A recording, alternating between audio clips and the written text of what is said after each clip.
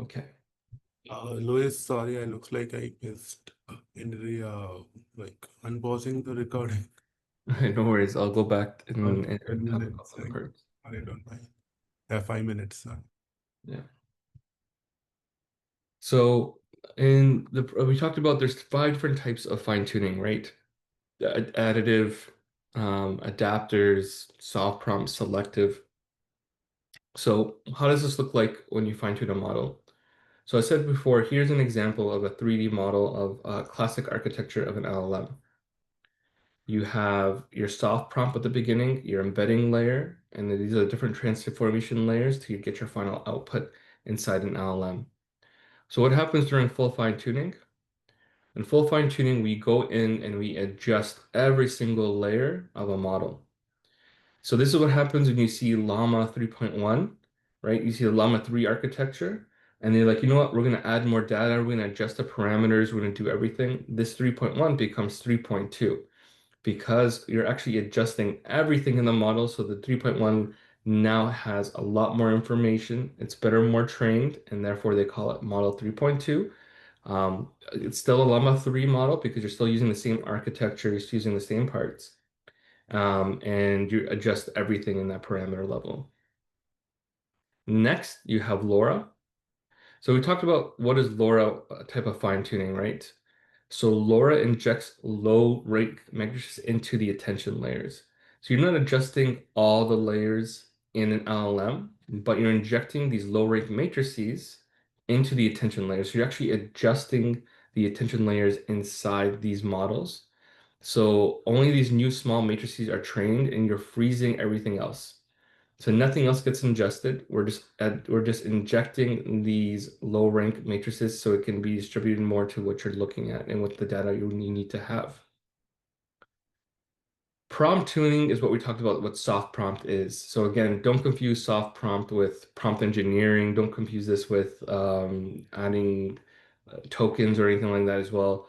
Soft prompt is a matrix that you add to the architecture layer to you add as the input layer. So example, like you could adjust this to say this is specifically trained for let's say fixing cars, right? So you are freezing the whole data set and you're not touching anything else. When you're prompting tuning, you want to ingest all the documents about how to fix cars, adjusting that as well. So when you go in here and you put that information into the soft prompt, into the embedding layer, you're only adjusting the first parts of the model. Next is the adapters or additive layer. What we talked about before is what happens if you don't want to adjust or touch any of the information you want. Then you can add an adapter model. As you can see here, this will inserts these neural network modules into these layers, and only the parameters of these new adapters are trained. And then we just connect them to the transformer layer itself. So that's one form of fine tuning as well, the adaptive layer. And then the BFIT selective model, which is the selective transformation. As you can see here, we're not training the whole model itself, but only freezes the bias vectors within each layer. So you can see here, for example, in this 3D representation, everything that's gold is pretty much is just saying we're just going to adjust the edges of each transformation layer. We're not going to adjust the information inside, and we're not going all around the other side. So the glowing edges represents the frozen blocks, and then everything else gets adjusted. So why do we have these different types of fine tuning? Why do we have to have, why are we doing adapters? Why are we only adjusting the prompts? Why are we doing LoRa? These types of solutions and fine tuning is finding ways to utilize these LLMs from two ways. One, how to make it really efficient. Each one is a push to make things more efficient and more cost effective. As I said before, when you do a full fine-tuning of a model, it's going to cost you a lot of money because you are fine-tuning everything about the model, right? You're not fine-tuning just a section of it. You're fine-tuning everything about the model itself. And you're redoing the whole model basically.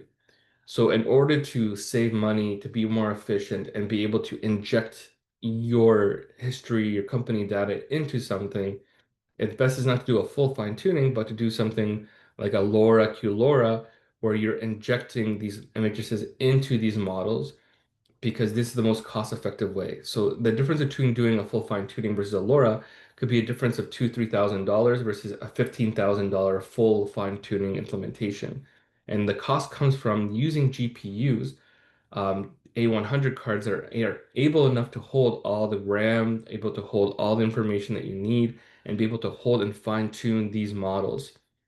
So again, this is the main difference of using something like this and when you would use something differently. So let's go back to the slides and get back into the differences between all these.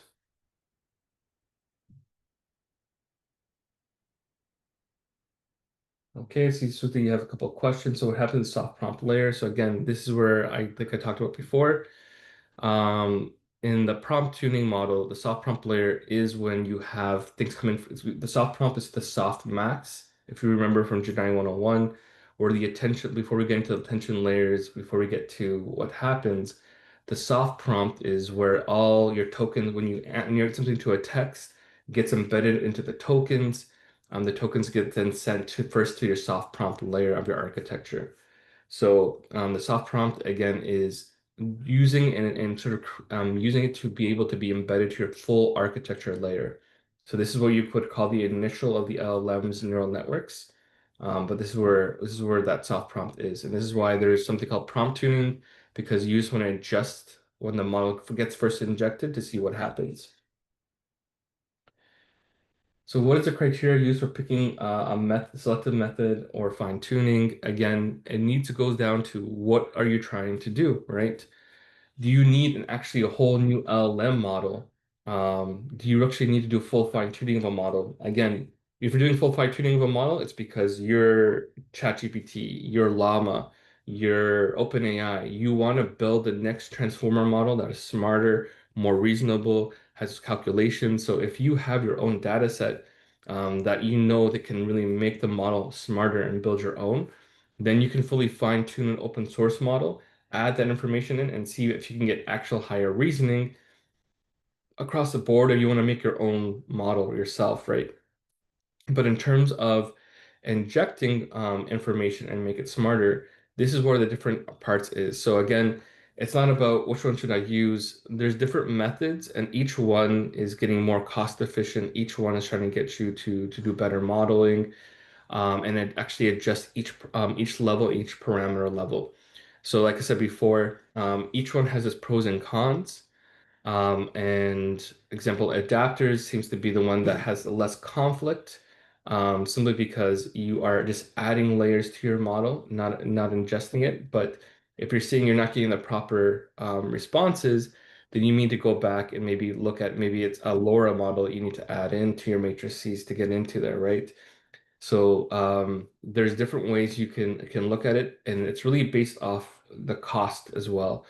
So again, fine-tuning a LoRa and fine-tuning an adapter model. Adapter models are more expensive to train because again, you are building different neural networks, building different layers. So it's going to cost you more time and therefore more GPU usage to add an adapter model versus LoRa, where you're just simply injecting small matrices inside your layers as well, right? So it comes down to the cost of how much you can do this, and again, how much data you have.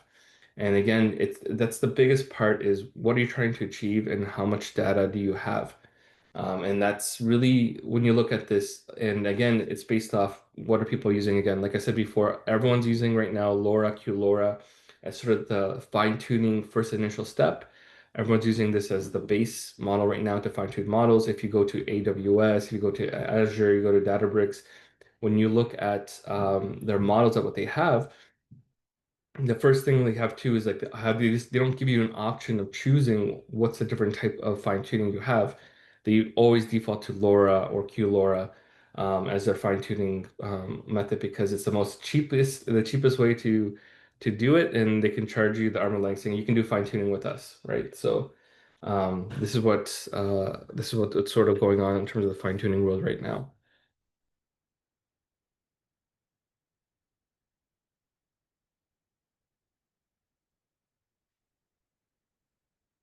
So that's a good question. Nagish wrote, to get the best results, sometimes you have to try multiple of these, deciding which one works, keeping aside a cost. So again, like I said before, and I'll talk about this in the slides coming up, that again, these different models and different ways to sort of do these models are slowly being built out. Soft prompt was being used before, and sort of that bottom layer was the only thing that was being adjusted, but they found that you could get better results and cheaper results using LoRa. So it's not that, hey, you need to use soft prompt and then try again this. No, each one's sort of an evolution based off each other.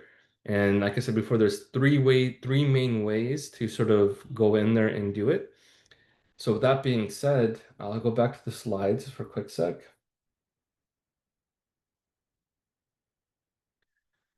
And remember what I'm saying, LoRa, QLoRa, things like that itself, there are different categories inside it. So although I said, hey, we're looking at repram, LoRa is just one of them. There's another one called Cron A, Intrinsic Said, Sparse LoRa. There's different types of doing a parameter efficient fine tuning. You can do different types of selective fine tuning, tension tuning, BFIT tuning, fishmat tuning, different types. And again, so it's not about not only it's not just, hey, I'm gonna do a repram base, it's okay, but which model you're gonna use and understand more. So for you to understand a little bit more of this, again, this does require more of an education. This does require a little bit more studying. This does look at research papers and understanding again which one of this is. And again, I'll walk you through the slides so you can understand the math that goes behind when would you choose one versus the other. And a lot of these people are PhDs. A lot of these people are people who are very deep into the math and statistic models behind these neural networks and are trying to design optimal architectures and ways to adjust these architectures so you don't have to go and spend thousands and thousands of dollars to inject new information into it. So again, it's an evolution. Don't say, okay, I gotta do this one, I gotta do that one first. No, like soft prompts was sort of what was created first, and then they found that the adapter model was really good, and then they found that parameter efficient tuning is really good as well. So again, it's really based off the amount of data you have and really what you're trying to achieve.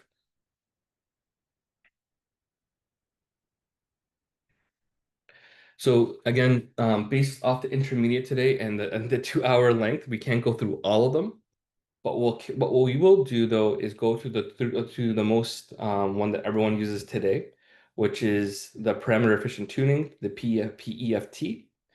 And again, in the PEFT, which we looked at in the past, so going back to the PEFT, is this part, which we have remember if you remember looking at the 3D model, that's injecting the matrices inside these models and adjusting them, right? So that's a key thing I want you to remember.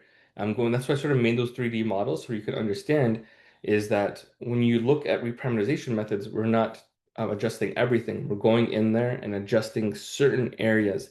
And again, we're not adjusting all the layers too. For in our coding example, we'll just be adjusting maybe only the top two layers and adding those matrices in those two top layers. So we'll talk a little bit more about that as we continue. So inside that parameter efficient fine tuning, that's a big word for the morning. It optimizes low rank and different weights. So as I said before, there's LoRa, Ada LoRa, Loha, Dora, Q LoRa, and each one is a different mathematical technique in order to fine tune your model in this area. We'll talk about soft prompt at the end, simply because again, I just included this in there as you could see as it's a buildup. But if we don't get to it, I don't mind you guys to know about soft prompts because again, no one's using that anymore. But if we have time to talk about it, just to show you a little bit of how it was first initiated, what was the math behind it. But now we're sort of built on top of that, and now we have our PEFT methods. So let's get deeper into it again. So I'm going to share my screen and copy this link for you guys too to understand what are the difference between these different models as well. Put this in the chat.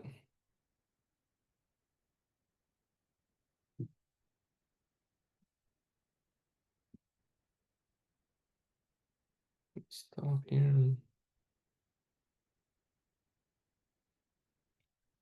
Switch over to this. Okay, so I put this in the chat so you can understand how each one um, gets affected. So this is looking at one layer of a model, and we'll look at what each one does. So when you look at LoRa, we're freezing two weights in here, right? We're freeze our W weights, and we're going to train our low factor rates. We'll look at this math after. But the small rank gives our big savings. So having different ranking models and adjusting it and having it use these new ranking models, that's what the LoRa method does on each of these levels. So again, going back to the first, I think I have it here. Going back to the first image, again, we're just adding and adjusting these weights inside. So what's the difference between that one and Ada So Ada it keeps the same method of LoRa, but it does is it adjusts the different ranks across the layers during training. So you can see here under these bars, it's trying to visualize that as you train, you're trying to change the ranks of when it happens. So it might be lower, it might be higher, things like that. So you're adapting the ranking methods that you're going to be talking about before. Again, we'll go through each one more of a detail, but I just want to show you a quick visualization before we go in there, so you can sort of look at it and not just view it mathematically, but view it more of a visual sense of what's happening inside each of these layers. So the Adalora is adding on top of these ranks by adding a sort of a ranking mechanism that adjusts each layer as the training goes on. So it might be higher, might be lower, might be this. The point is you want the model to sort of say, okay, let's relocate the ranks and see what happens to my responses. So this is what you have and added it on top of it. So the low rank Hardiman, this is when again we have these names based off these scientists that are going in there and adjusting this one. So that's why they have these different names. So the low rank Hardiman one learns the elements and then and multiplies itself. So again, it's not adding that rank one that we saw in the LoRa and Ada these two matrices on the top. But it does is it changes the weights, the base weights inside each of these layers. And that's the difference between the LoRa and Ada and these Loha is that it adjusts the low rank weights only. You're not adding any more. You're not adding different types of ranking to this. You're just adjusting the base weights of your model. The Dora, what we're trying to do is change the magnitude and directions of the responses. So remember we had in LoRa and Ada these two boxes of changing the way that it was thinking and the rake weights. For Dora, we're not doing any of that stuff. What we're trying to do is saying, hey, when you get a response, I strongly suggest you use these types of methods. I strongly suggest that you look at this way. So you're trying to build weights into a direction and update it with better conditioning. And this magnitude is what we're training on.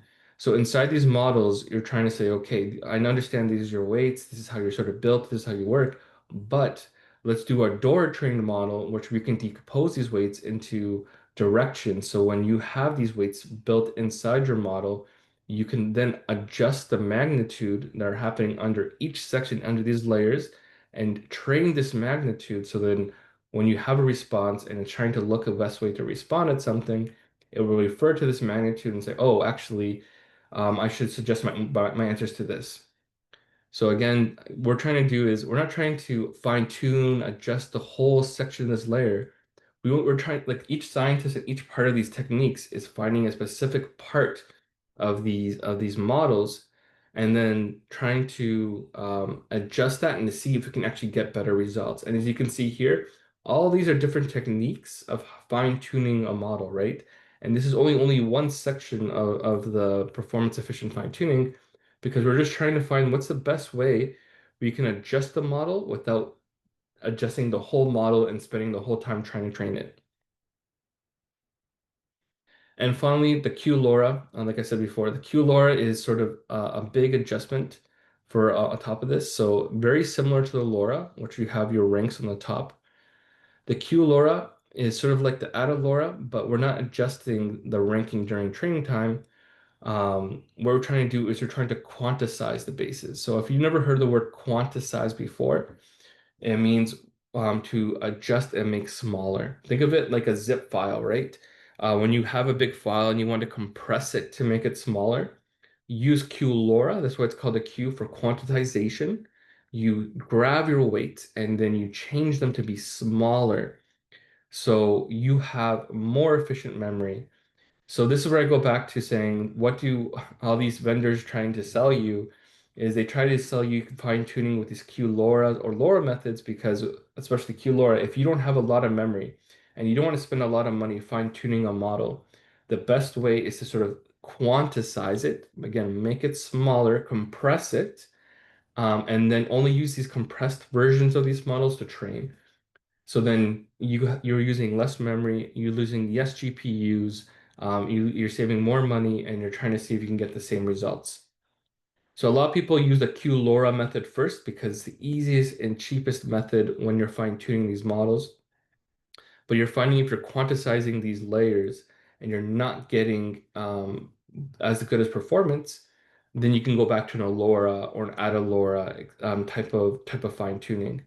So again, people found that a QLoRa, it was nearly a really great efficiency and memory. We'll talk about that as we go on. And you're actually having near performance to the actual LoRa model itself.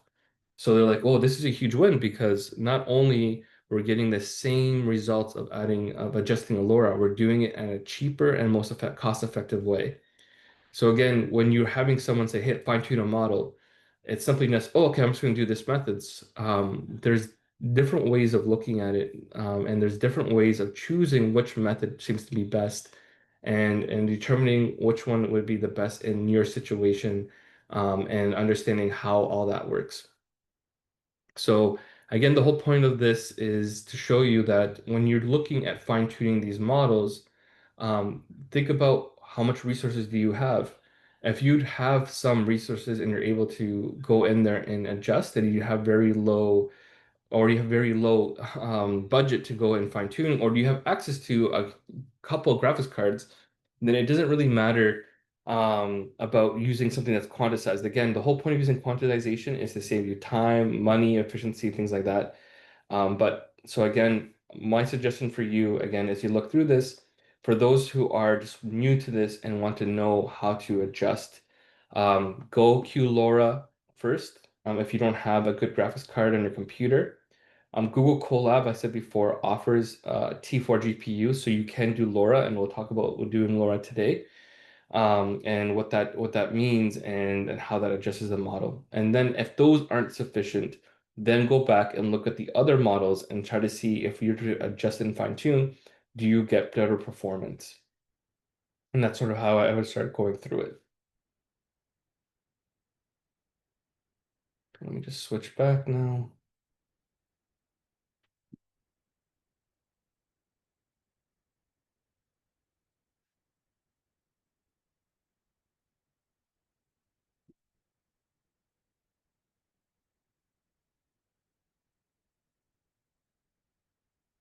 Okay,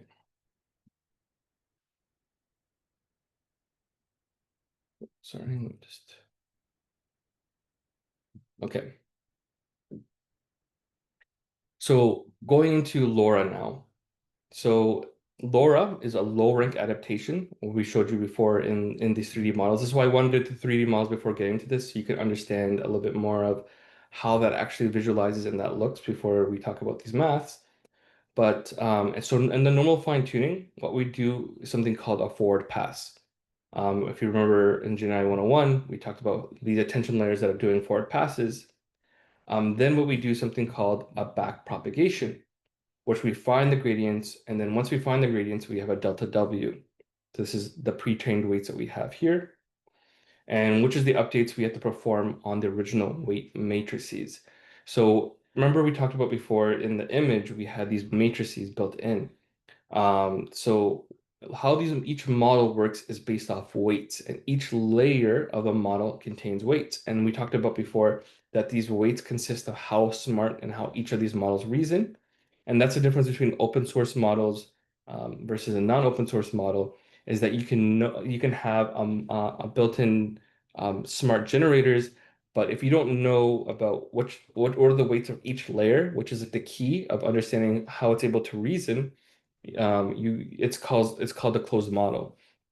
This is why the difference in an open source model versus a closed source model is that Llama puts their weights online. All these other models for open source, Mistral, everything like that, they put their model weights in a JSON notebook that says this layer has this weight, this layer has that weight, this layer has this weight, and you can see how the layers work. So like, oh, okay, so if I put more more weights on this embedding model. If I put more here, put that, I can achieve a smarter LLM model.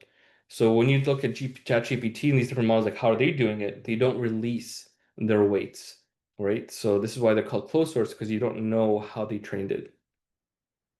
So again, when we're doing LoRa again, we're trying to add in these low rates and just how it's able to work. So we're trying to add in that extra weight, right? So how the model works we talked about before is imagine you have these pre-trained weights that we talked about, how each layer it has, and we regard them as fixed. They're frozen. You don't want to adjust this because this is how the model reasons, right? We know that it's trained on math, coding, all these different things. You don't want to erase how smart these models are. So we want to leave it there. We're like, okay, you know what? Let's leave your current reason there. But how can we inject new information into that layer? So the only thing we're trying to do is add in a delta W, right? So this delta W is what we're trying to adjust. So when the information goes to our embedding model, normally it goes to the pre-trained weights, goes back to input X, and goes into this loop in order to understand. So instead of going and doing these looping just on the pre-trained weights, we add in our delta W, which is our weight updates. And then this weight updates, what it does is instead of going back and using this, it's saying, oh, actually use this information instead. Use this information instead.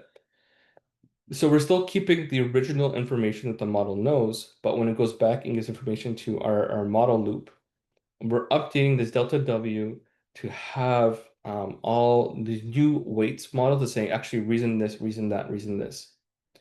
So again, what we want to do is make these low ranks. And again, what this delta W does is it's a low rank matrix, meaning that it doesn't have as much as weight to it compared to the frozen weights.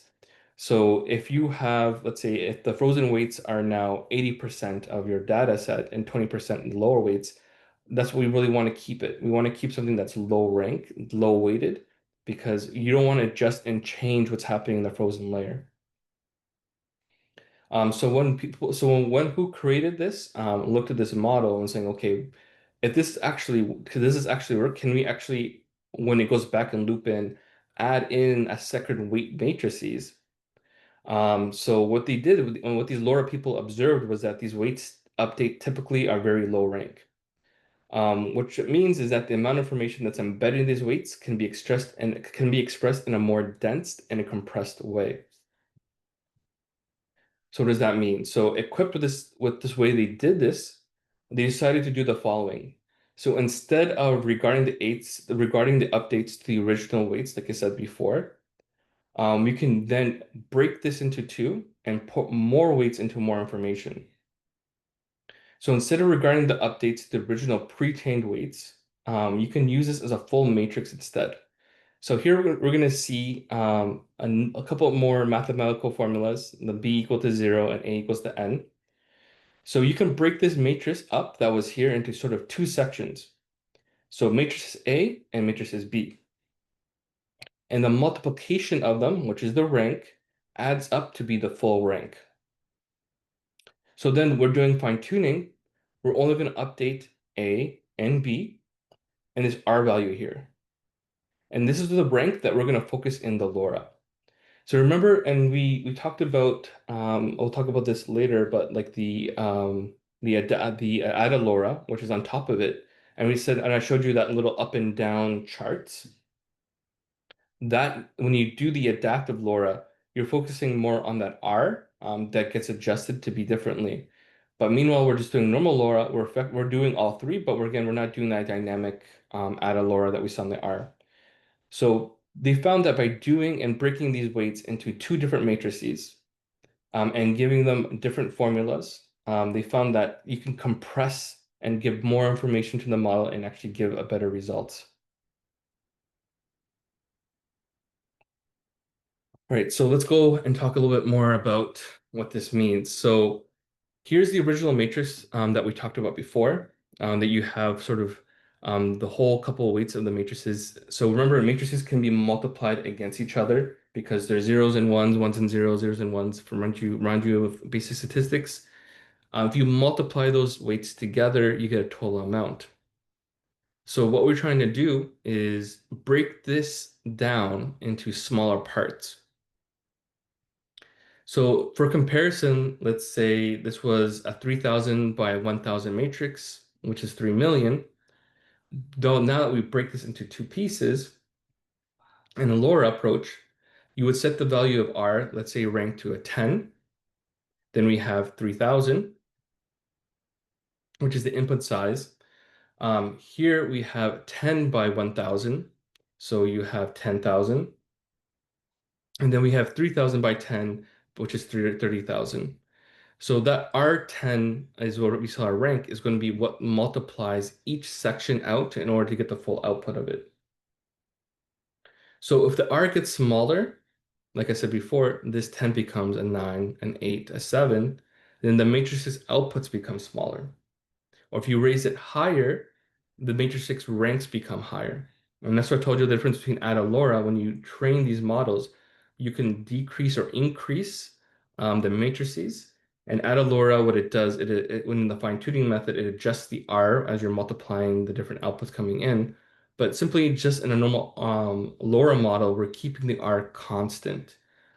So then when you have the R constant, let's say we said here 10,000, you can say, okay, now that I have these two matrices and multiply them against each other, 30,000 by the 10,000, we still can get our 3 million information.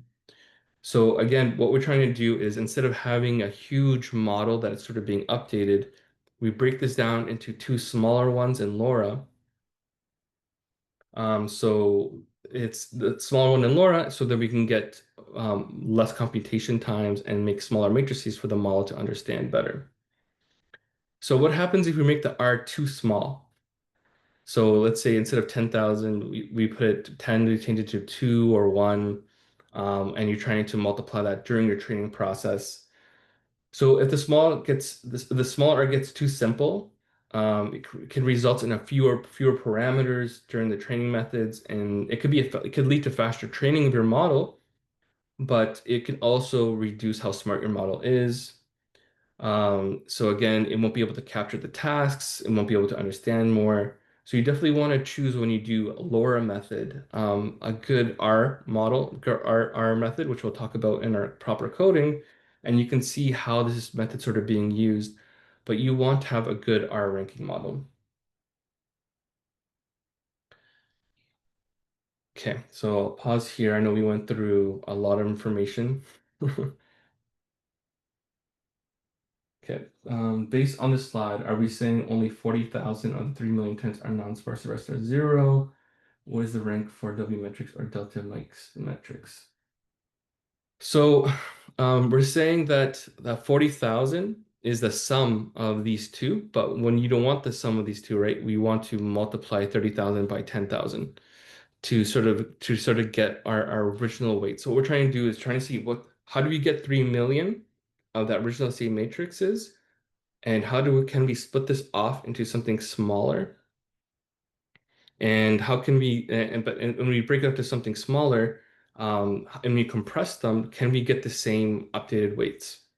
So that's the whole point of the low rank methods, is to grab, instead of going and fine tuning a whole model and updating its whole weights, we're trying to say, okay, no, let's go back and get our delta W, which is our weights, and then break it down to smaller matrices that are smaller matrices with a low rank R, because on our method on the left side, our R here that's sort of calculating the total calculation of weights that we saw last week is very high. So again, we're trying to make something that's very low compressed. So that we can have the same effect on our model that we had before. Sorry. What is the rank for W matrix or delta W matrix? So maybe you can explain me your question. There was a rank for W matrix or delta W matrix. The rank is for, so I think I get your question now. The rank, there's two ranks, right? Your rank is what keeps your pre-trained weights on your left side as well, but also you need a rank on your right side to combine the two matrices. So this delta W has a rank already built inside. But we're trying to do here is saying, hey, actually we can adjust this by having an adaptive small rank that we can use to change our model that way. So in a typical matrix, it's pretty much randomly assigned from a normal distribution. So there's a certain sigma value that's sort of happening, and this is the default that people typically use this. So a lot of this information come here is very statistical, um, and go from there. Okay. So B is a constant. B is your value. B will always equal to 0. So you cannot change that. And your A is what's going to be can be changed. And N is your A is pretty much your new values that you're injecting to your data set. So this is where you need to sort of be careful because again, whatever you put in A and you times that information by what's happening in R, is really what's really important. So you can't change B. B's will always be that constant weight value. You need to sort of balance out what's happening in A. So you can't change B. So B will always be your constant strong value. Okay, so based on the hypothesis that the change in weights has low intrinsic ranks.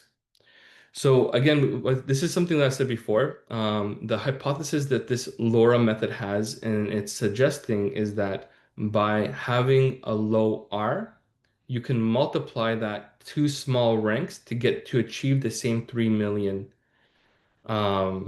same 3 million process you had before. So that's the hypothesis.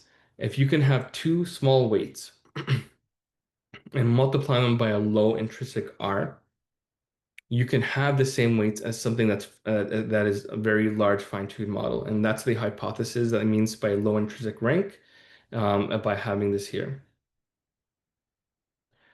Yeah, Nagesh, it's a very good question. So it may be confusing of understanding why b is equal to 0. So remember, just you have to remember this more of algebra. So if you were to think of this on a straight line, a is equal to n, 0, and you have your sigma and values and everything like that. You put this on a formula line, although b is equal to 0, you can then grab b, insert b into the formula, move it around. You could put r times the b value.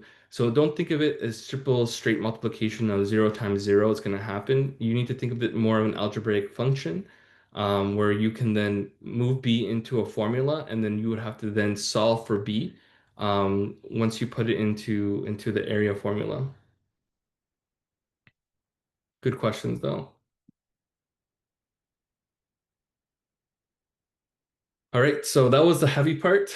Again, I don't expect you all to be statistical majors and understanding a little bit more, but I want you to understand how these people, when they're looking at fine tuning, how they're able to break it down to these different sections, and what's their method of finding the best way of finding something that's more efficient and more to tune.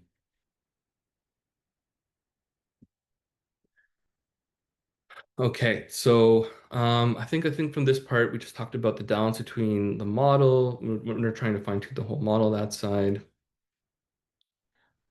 Okay, the Ada LoRa. So we talked about the Ada LoRa and the 3D model remember before. So it's going back to the same thing. Um, I think this one explains a little bit more of when you have what we're trying to do is have a smaller R without a LoRa. You can decompose this, and again, we talked about this already before. This is showing more of a visual technique of this, and we'll go deeper into it. But I'll stop here and get deeper into a little bit of math of what's going on the adaptive side and why would you want to have an adaptive R and sort of the math behind this, right? Um, so you have this matrix that you would say, hey, this is low rank.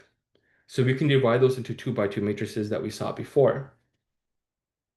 So that was the LoRa that we were talking about. So we know from linear algebra that we can do dimensionality reduction via matrix composition techniques.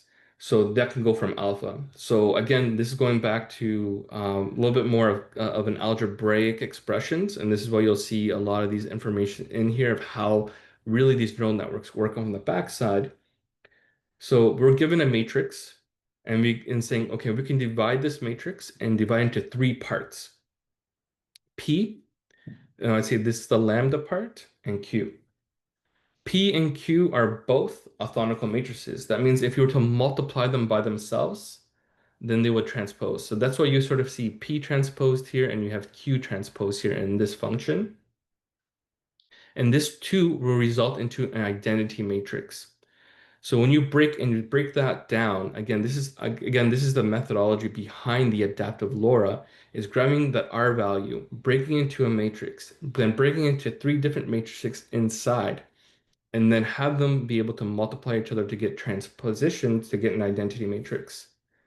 So that means our m times n can be divided into 3 parts, our p and q, and the middle one is our m by n rectangular diagram matrix, right? So all these values here are 0, except for the one on the diagonal. So why is this important? Um, So why do we care about this, right? So from linear algebra, we know that if we order or sort these singular values based off their magnitude, they can be positive or negative. So again, what I'm trying to say here is when you multiply and you get these identities and you have your identity matrix, we like we were saying before, why is everything 0? It's because we have a diagonal part here that can have invisible numbers. These invisible numbers can be modified by the magnitude, either to be positive or negative.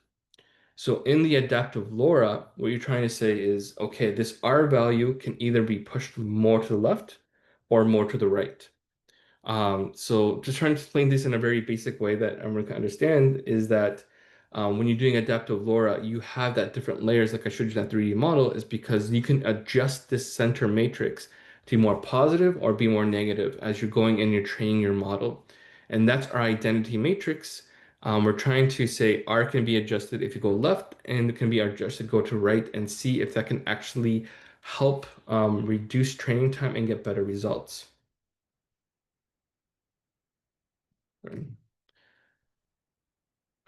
Okay, so again, our weights of W is very low dimensional.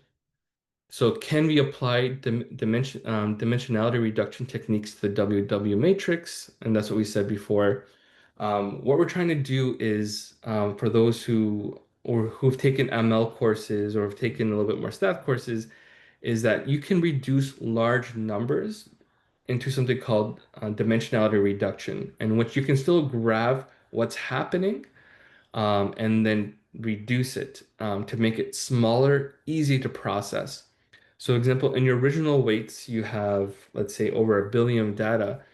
If you're doing something in machine learning, you use PCA, principal component analysis. You can do different ways of doing reductions. But we're trying to find statistical methods of saying, I want to keep all information and then bring it back down and make it more smaller because the whole point of doing fine tuning is to use everything that's in there, find a way to compress it down and see if I keep compressing, if I keep compressing, can I still get the same value? And this is what's happening in our single value decomposition methods in the adaptive LoRa. It tries to find that regulator. This regulator makes sure that as you compress and compress and compress, you're forcing that P times IQ that you're still keeping that same information. You're not losing data.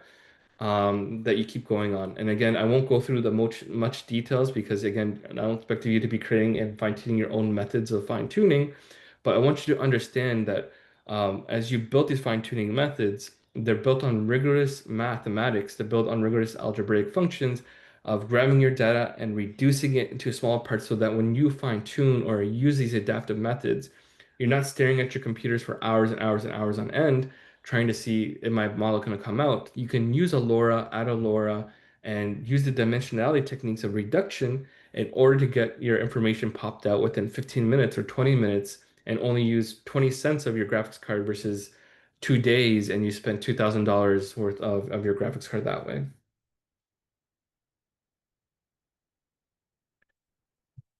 So each of these steps, a lot of these values will then be scored in and out as you do reductions. And LoRa, the whole point of it, it evenly distributes the budget of these R's between the weight matrices that we saw before, and Ada LoRa distributes this budget across all the layers.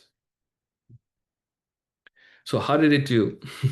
So when you look at these different charts and what we're looking at here, we can see various benchmarks of what happens when you pre-trained a model and versus when you don't pre using LoRa versus QLoRa, and three different matrices. So one is this left one is accuracy. This one's your F1 score. It means it's a sum of different types of accuracy metrics summed together. And your rouge is again more of your understanding of the embeddings. So looking at this, you can see the impact of using LoRa and visible Ada LoRa, right? So the accuracy of the Ada LoRa is actually pretty high, right? We could see it sometimes beating out the LoRa and pretty much all the functions here. Same thing with F1 score and the same thing with the Roach 2.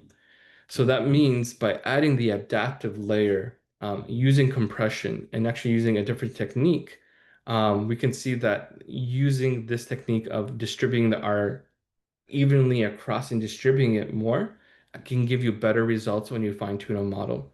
So that was a good question someone asked before. So how do you know when to use each? Like I said before, you start off with your LoRa.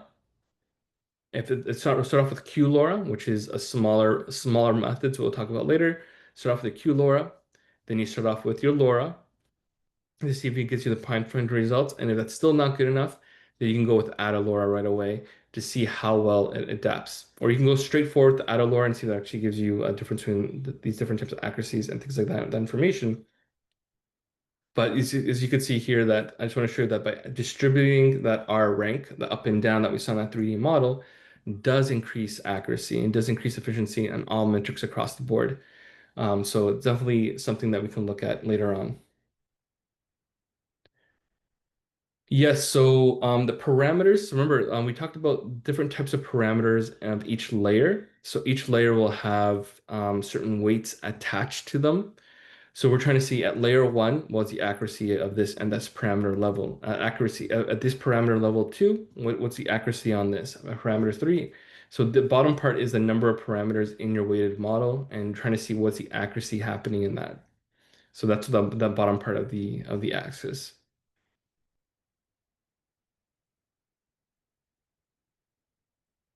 Okay, so now we're at the low ranking Hardeman product. So Laura, Loha, and Dora are different weights of doing this, and we'll talk about them briefly, but they're not really the main star of the show.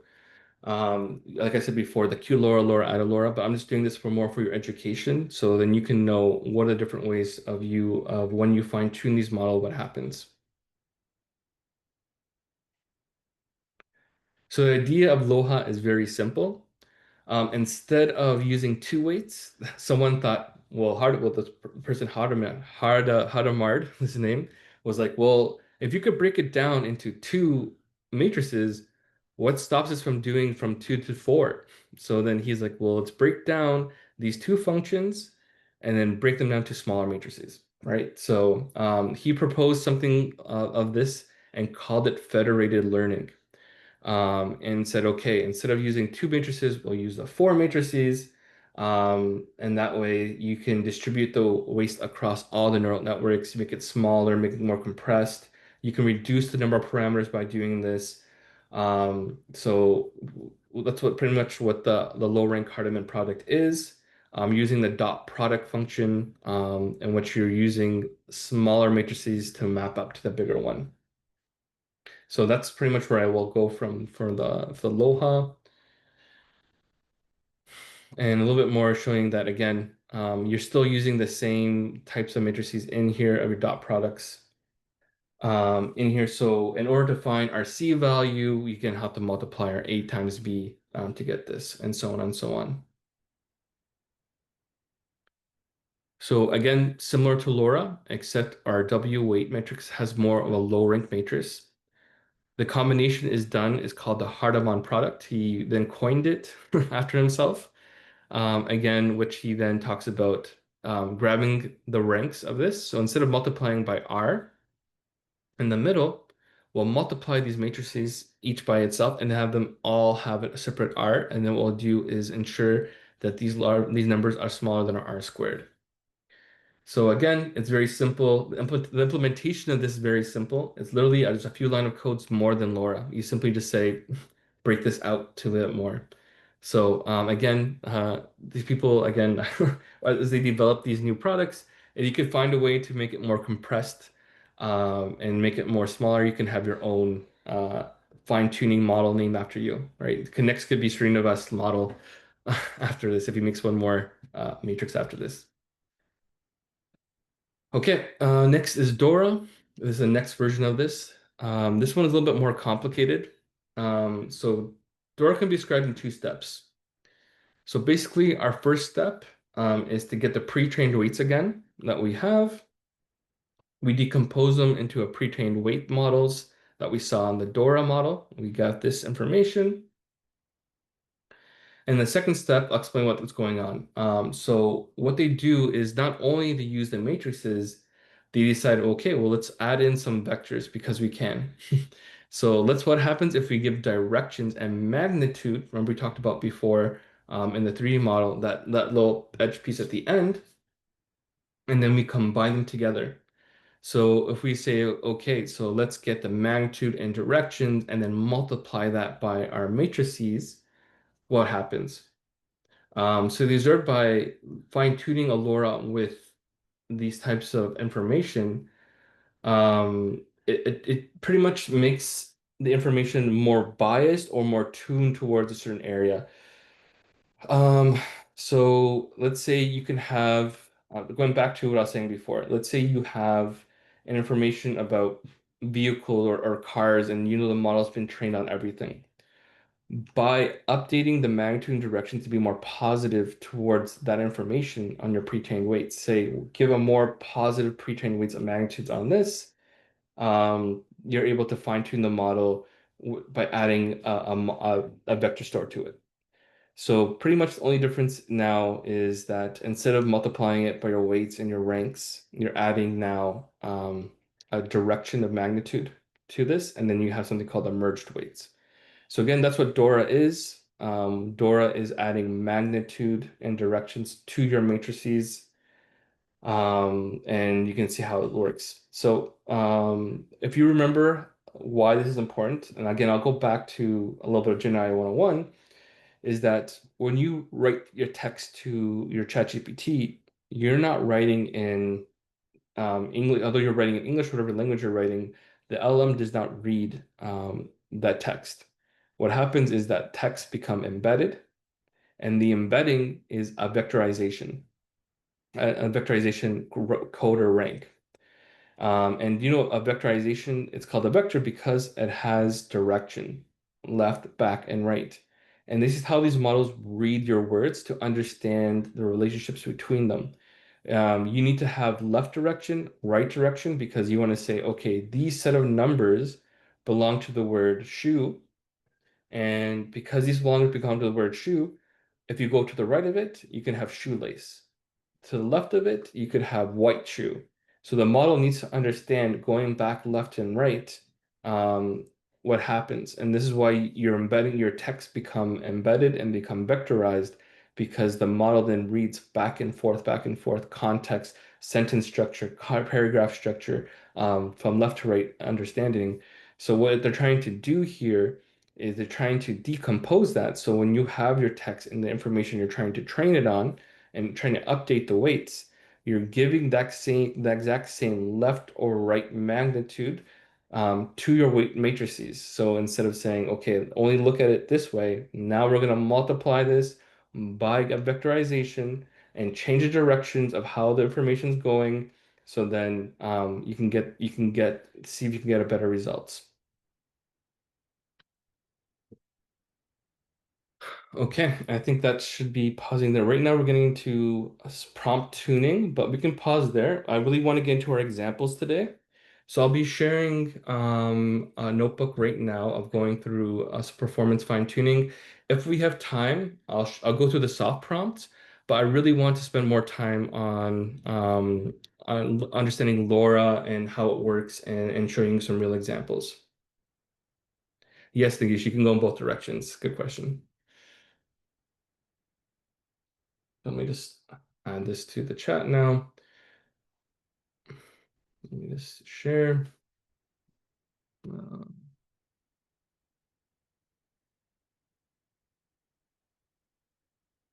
sorry.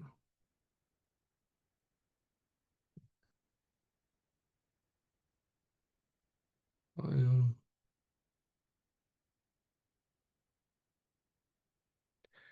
Okay, I put everything. I put a Go Colab notebook in the chat. If you guys can look at that.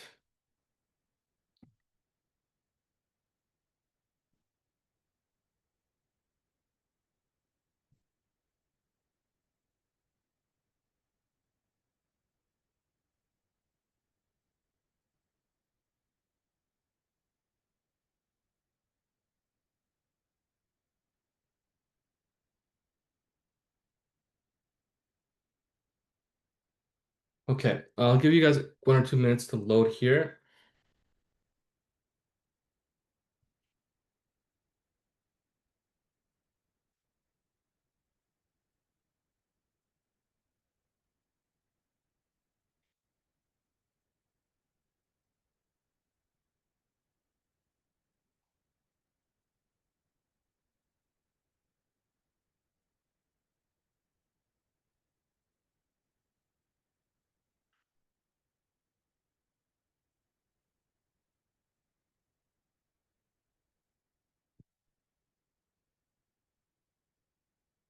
While that's loading, I'll share my screen.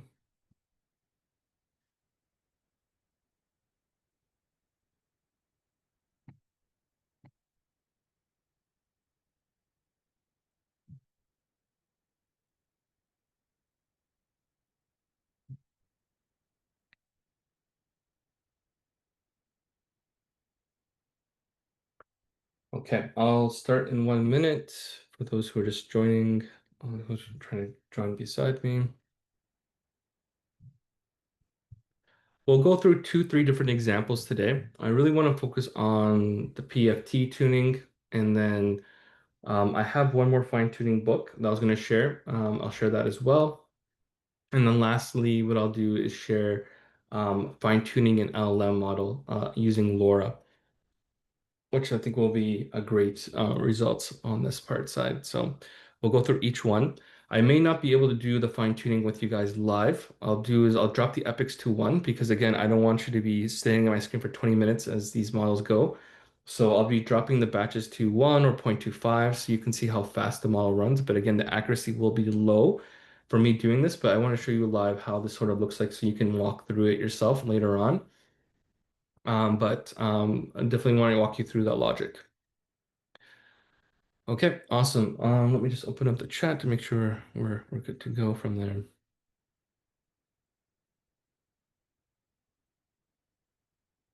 Okay, so this example, what I'm showing you right now, we're going to go through a PEFT tuning tweet.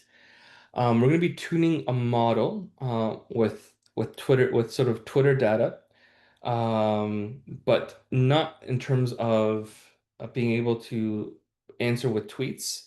But what we want to do is to have a classification model that's sort of a BERT model type of model to be trained on.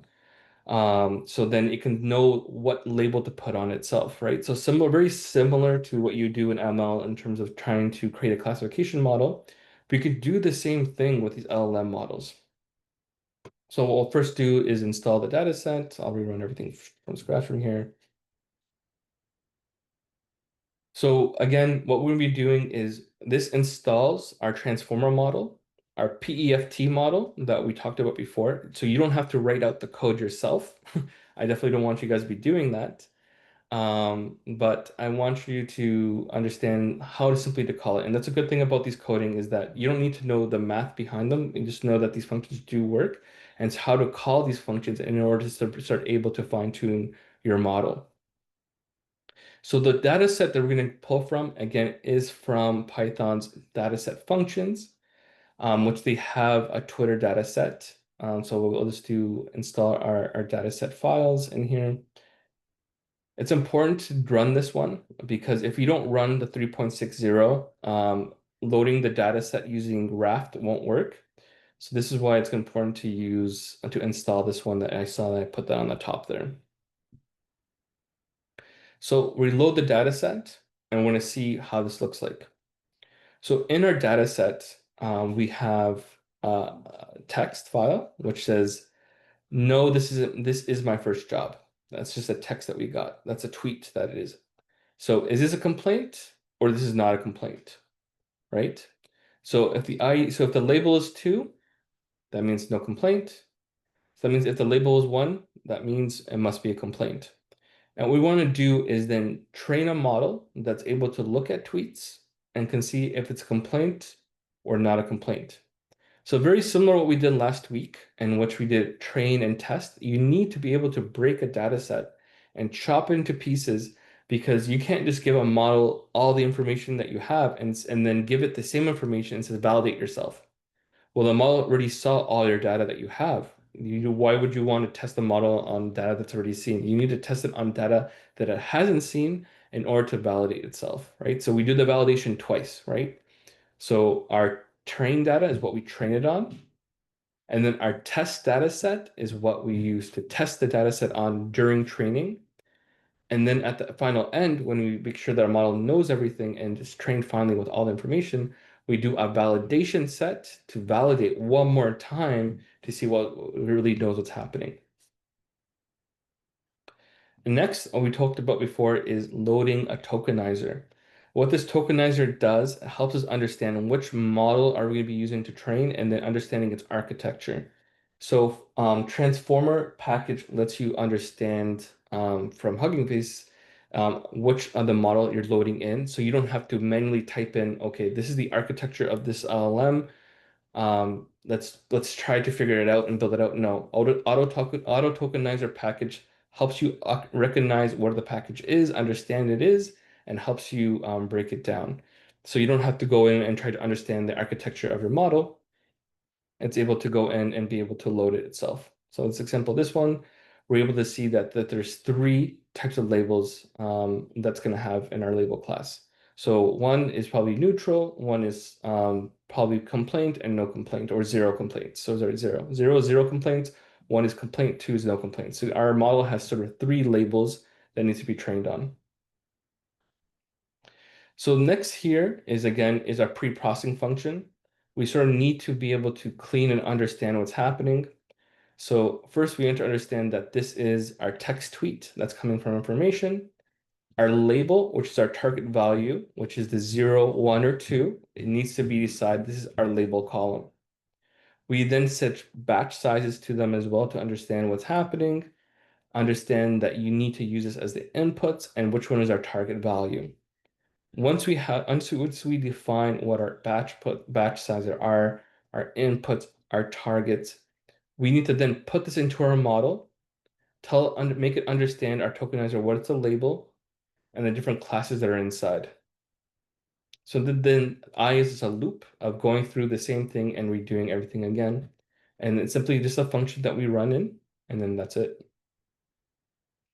So we're going to apply this function to the entire data set with this map function and remove any other necessary columns that we don't need. So again, we only want the text column and we only want the label column. We don't care about ID. ID would just throw off the model. So again, we run this and now we've tokenized our entire data set. So again, remember what tokenizer means? Tokenizer means you're grabbing the information, you're grabbing the text, and you're converting that into a vector store number. So remember, the model can't understand your text. It needs to understand numbers. So when you're doing this, you're grabbing that text file and you're tokenizing it so then it can be properly understood and put inside. Again, what I said before, you need to create a test and train data set. We talked about batch size last week, so I'm glad that we covered that again. We're putting how much data we can put into one area. Why we do this is because again, you can make the model run faster of this, and then we have reevaluators at the end. So again, you're not building this out from scratch. There really are packages that help you do this for itself. So let's load our model into a pre-trained section. So what it does is now we're gonna load the model from this area. We grab it from our transformer area. It's going to take a little bit to download, but we should be able to grab that information now. Now we do our PeFT configuration and model. So for any PeFT method, you'll need to create a configuration which contains the parameters that specify which and how the PeFT method should be applied. Once the configuration is set up, we can pass it to our PeFT model function, which we'll see below, along with the base model to create a trainable PeFT model. Then we call print our parameters to see how well we did. So what we're doing now is creating a configuration, get that configuration, and then tell it to run it. So you'll see a couple of things down here. So P tuning, parameter efficient tuning, adds a trainable embedding tensor, in which the prompt tokens can be added anywhere in the input sequence. We create a prompt encoded configuration with this task type, the number of virtual tokens to add and learn, and the hidden size, which you'll see here, for learning as a prompt parameters. You can see here that I've put in a couple of parameters, the hidden size, a number of virtual tokens, because we're doing the PeFT configuration. So what is casual LM that you'll see here? Casual LM means the model is trained to predict the next token in a sequence based only on the preceding tokens. So it can't see or use information from tokens that come after the current position. A casual LM is the model architecture or task. So we need to use casual lem because we want to predict if the next token in our function is 0, 1, or 2, right? And considering in our Twitter function, we're trying to see if it's complaint or non-complaint, that type of sense. So we're going to use casual lem, very similar to what a typical chat model would use, as you need to predict what would be the next word to be in your conversation. That's why we're going to use task type casual lem. So why are we using PeFT? Again, just to remind you that we can use it to our task without updating all of its parameters, making the fine-tuning process much faster and less expensive. So in our model, although we talked about a lot of things, it's very simple. It's literally only 3 lines of code to start our PeFT model. So you import from your PeFT package that we have, and we import 3 functions: our prompt encoder configuration, and then we get our PeFT model. And that's it. It's basically all that mathematics that we've seen before, everything else set up. You don't have to code that. And they're already built into these models for you to start working on. So our PeFT configuration. So I said before, we're going to be using casual LM. That's the task type that we're using because we want to predict the next token coming out. A number of virtual tokens, 20. Again, this number we're using because we want to see, we know in a text type, in our text, it's only one small tweet, and we only see very small words. Now, if we had sentences and we had paragraphs and we're trying to predict those, then we'll have to increase that number, right? Our encoder is typically 128. That doesn't change. That's pretty much the same. So we get our model that we designed before. The model that we're using to train on today is what we talked about here, Bloom Z560M, which is a BERT model. And they're going to be training on the PeFT. Where do we go? We are, yeah, right here. So then we're saying we're doing that model, and then we're going to adjust the parameters. So let's run this. So because we're using PeFT, so that means we're only going to be training is about 0.5% of the whole entire model. So it has what we could see here, 559 million parameters in this little model that we're trying to use. And we're going to only be training 300,000. And why? Because we're doing the PFT method, right?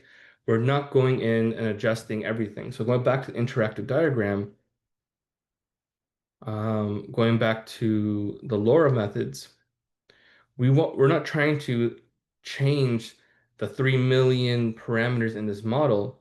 We're going to be targeting certain indexes in our model in order to be trained. So this is how that 0.5% means, because we're targeting only those certain areas of our model. So how it works, we structure the data for Causal M by concatenating the inputs and outputs into a SQL sequence. So again, we're going to be doing below is concatenating together. We're going to grab that text and we're going to put it beside our label value of 0, 1, or 2. And the model is then to train the predict text label part of the sequence, giving the text suite part. That's why we're using Causal LM. I think I talked about this before. We're going to fine tune the model for this, and we're going to use the base model of Bloom 560. So the Bloom 560 is a powerful Causal LM model. So you can always find these models. So how do I find these models? So what I'll do is I'll duplicate the slide here. So if I click Bloom 560M, you go to Hugging Face. And you can see here a lot of different models to train on and different use cases and why would you want to use one. If you're looking for another Causal LM model that wants to predict, you can always do Causal LM, and it'll show you different data sets, different spaces, tell you different models you can use as well. But for this one, Bloom 560 is sort of a bigger model. This is why I'm using it because it sort of has a lot of parameter models that I saw here. And I go back to my example and say, okay, I want to show you that although we have 600 million parameters, by using PFT, we're only adjusting this small model. So again, we need to add our functions of our hyperparameter tunings of how we're going to adjust this model here. So all we're going to do is create our model parameters, how we're going to optimize it. So again, we're using Atom W, like I said before and last week. Atom W is the most basic one, the most basic way that we try to train our model. And then our number of epochs and our learning rate set up. So we just run our optimization. This step here is pretty much saying we're going to pass it to our model CUDA, which is our GPU, and then we run the model. So for this example, I'm going to use only one epoch.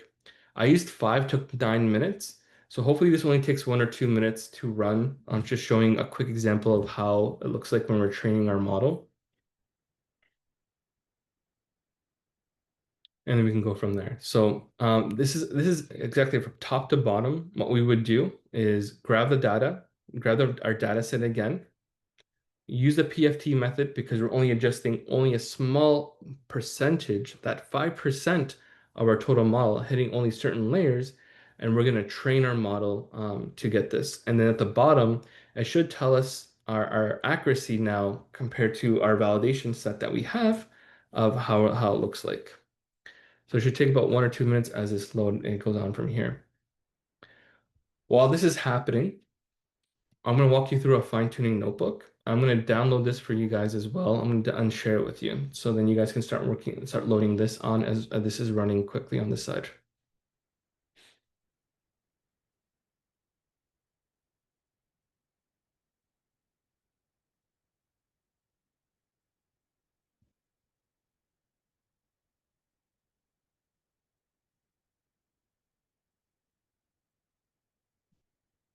So someone asked a good question. Shruti asked a good question. At 5%, is it that number of parameters configured separately?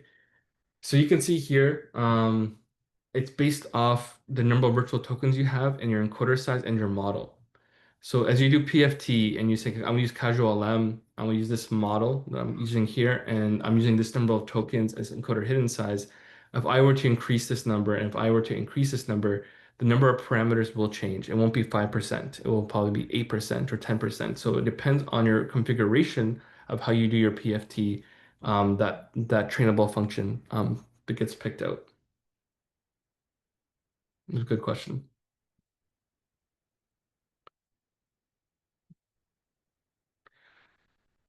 All right, so because we only did one epic, it was able to finish in 1 minute. That's really good, but typically you can put to 50, or you can change it to 30, 40.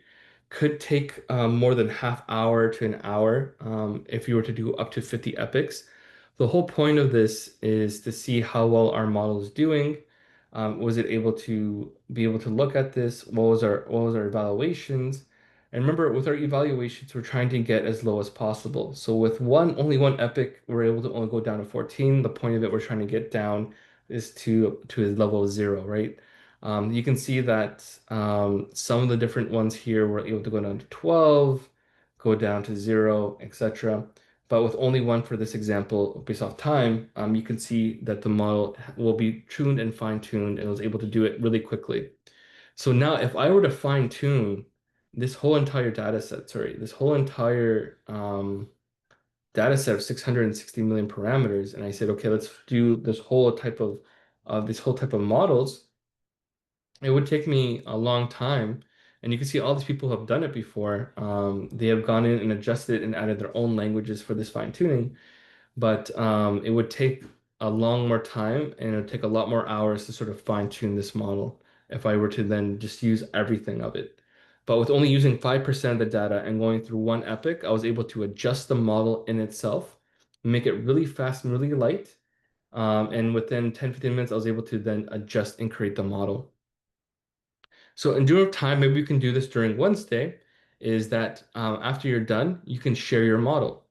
So what you do is you put your Hugging Face account name. I put that in quotation so you guys can have it. You can get your Hugging Face name is when you log in, sign up, and it'll show your Hugging Face name at the top. You then go and put your Hugging account name in here, run it, and actually it can push to, and you can run this and upload the model that you've just done and you just created into your Hugging Face space. Now that you have your model in your Hugging Face space, it's pretty much free game for anyone. And then you can run inference from your model and ask the question to get the responses back and see how well your model is doing that way. So that way, not only is that you're fine-tuning your model, not only that you have it there, how do you keep it? And again, Hugging Face is a great place where you then grab your model that you fine-tuned, have it uploaded there with the checkpoints, everything like that, and see how well it's done that way. And that is the PFT fine-tuning example. I know you may take a couple of times yourself, but please, from now to office hours, go in there, change the number of epics, change the learning rate. You can add more variables and see how well more accurate you can get to this, and see how well if you were to change the configurations in your PFT config, will it stay at 5%, or what happens if I were to change this to 80, right? So if I change this to 80, does it change my 5% from there, right? So you can see here that my trainable set jumped from 5% to 6%. If I change this to 500, what happens to my virtual tokens, right? So 14% now becomes of it. So again, your number of virtual tokens will affect greatly how much data is going to be affected inside your model. So that's what I wanted to show you before. It's not fixed. It's based off your configurations that you have from here. Okay, I'll pause quickly before we jump into our fine-tuning LLM methodology from there.